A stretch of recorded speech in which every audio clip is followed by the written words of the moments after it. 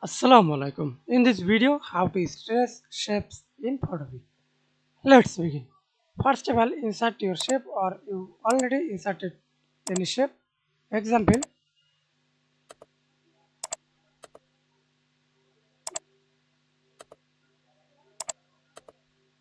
right click, OK.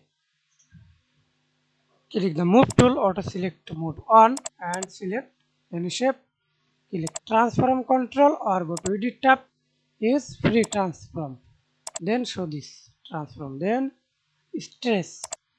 Hold shift stress shape for the fixed size and use custom size. Hold shift, use custom size, stress, hold shift, okay, and do not hold shift, fixed size. Again, auto select mode on,